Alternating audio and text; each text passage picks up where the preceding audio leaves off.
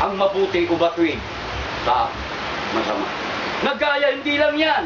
Kasaysayan pa ng mga kawal o mga, ika nga po, mga militar, mga kawal o mga sundalo na talagang bumantay sa libingan ng ating Panginoong Kristo.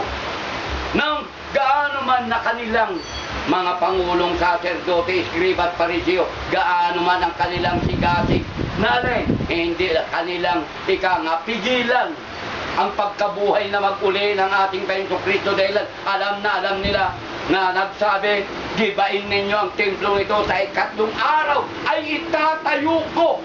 At naalala nila, kahit anong ginawa, tunay na nagtalaga ng mga sundalo upang magbantay sa libingan. Datapwat, may kalakip na kasamaan. Anong kasamaan? Pinagbabayaran ang mga kawal nang hindi na nila mapigilan na rin nabuhay na magulit, mawala ang bangkay niya sa libingang yaon na kanilang binabantayan.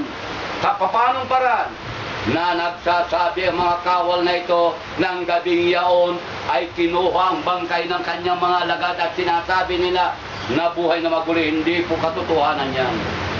Kundi ang katotohanan, kinuha nila. Kita mo kapatid, napakatindi ang kapangyarihan ng salapi. At sa salapi niyan, kahit kabulastugan, kahit kasinungalingan, kung nabayaran ng tao, alin ang magtatagumpay? Yung kasinungalingan, hindi katotohanan, na ayon sa Matthew Kapitulo 28, 12 hanggang 15, hanggang sa panahon pinag-usapan yan. Nakita mo kapatid, katindi ng angking kapangyarihan ng salapi. Kaya nga, unang-una ipinag-utos. Huwag mong ibigin ang sanglibo. Di ang pag-ibig sa salapi. Dahilan ito ang ugat ng lahat ng kasama, ng lahat ng mga ito, na ito ay kanilang pinagtuunan na nahiwalay sila sa pananampalataya. Marami. Kaya dito kapatid, ganyan-ganyan ang nakikita natin sa iba't ibang pananampalataya.